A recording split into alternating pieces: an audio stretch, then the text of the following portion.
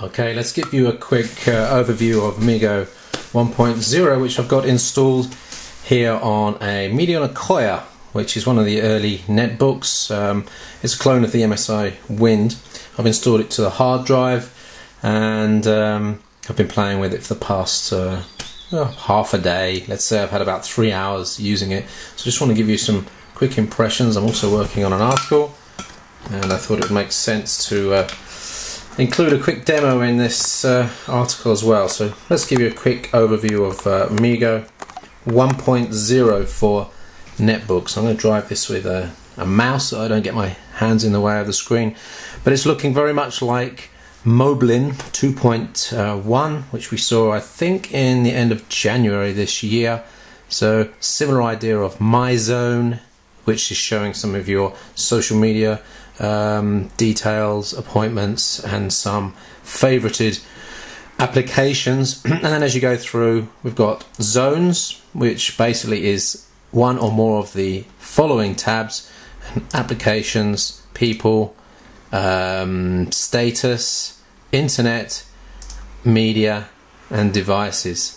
Now there's not really much change here when you look at when you look at Moblin compared to MeeGo 1. So what they've really done is basically brought all the packages together with MeeGo, giving it a little branding exercise, and made a few core changes that really the end user won't see. And remember, this isn't really an end user operating system. This is a release to people like OEMs and resellers, software distributors, that will take this and build on it and add their own features in. So things like Skype are missing, Open Office is missing, and a lot of the things you would expect to see from a really good consumer-focused operating system.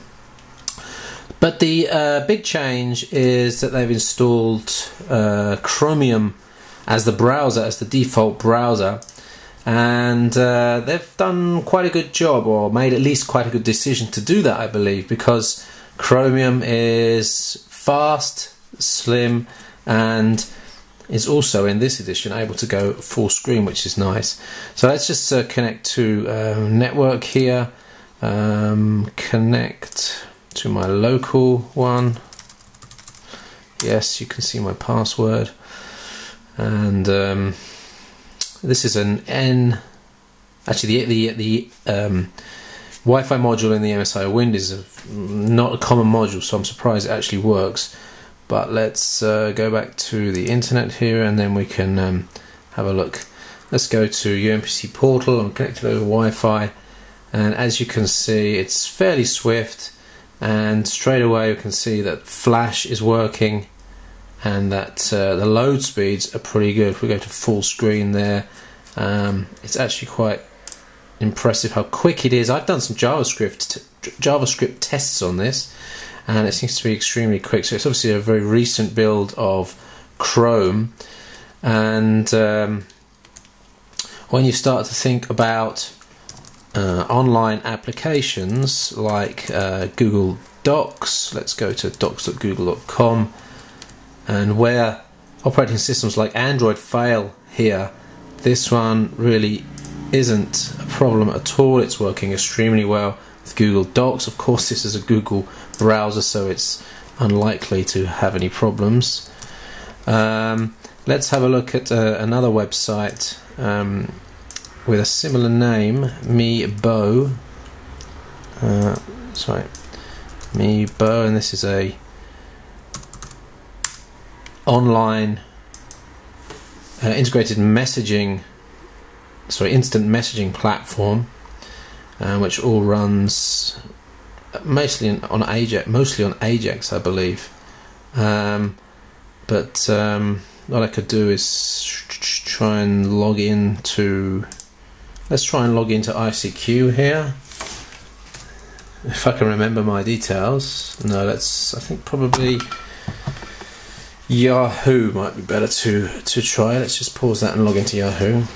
So I've logged into my Yahoo Instant Messenger, and that's all working as expected, and the application is running inside the window quite nicely. Go to full screen, and that's actually quite a nice experience there.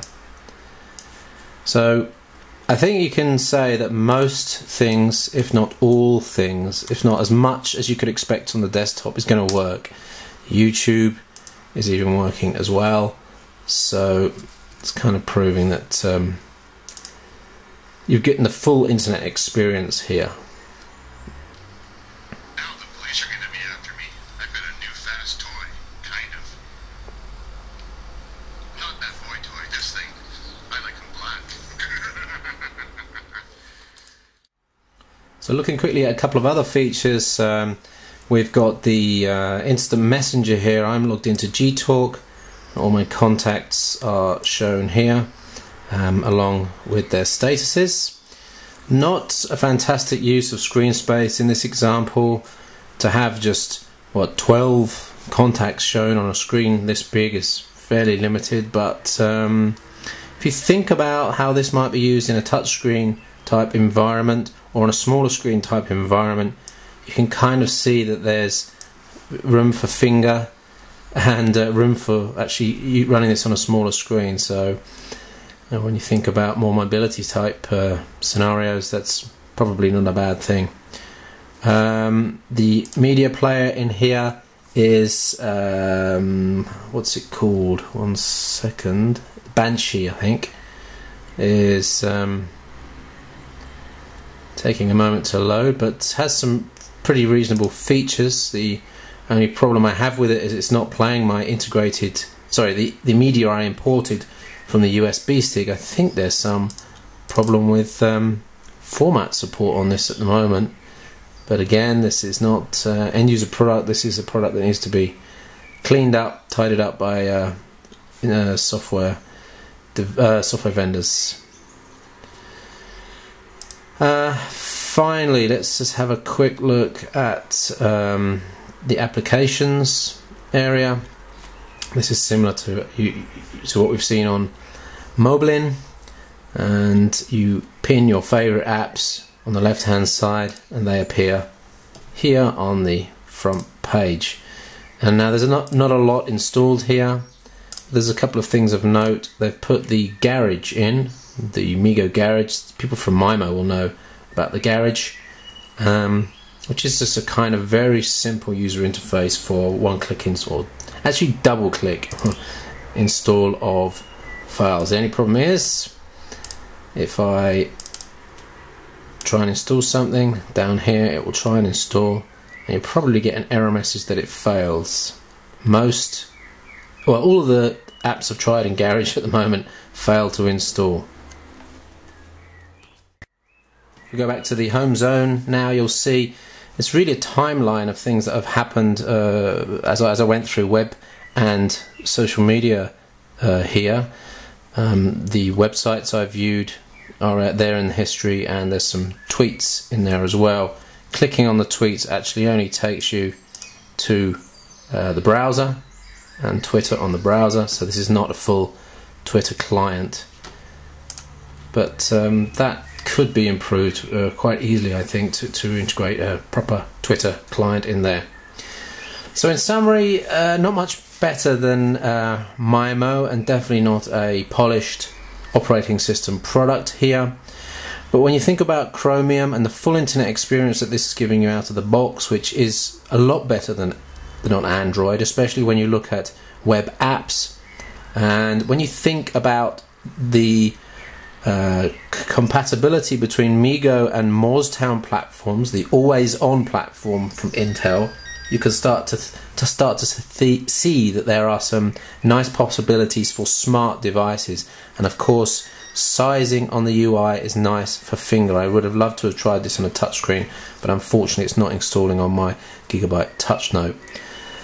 So if we look to next week and after Computex, I'm hoping that I'll be able to talk a little bit more about how MeeGo will work on the Morristown platform, and how it should be one of the more interesting, smart, full internet experience platforms. Apps need to be added in, and the App Store is obviously being worked on by Intel, but until we see a product, I don't see developers coming into that very quickly, so that problem needs to be solved. Intel are trying to seed it, but that will probably start working when people finally see the product on a nice consumer focused end user product.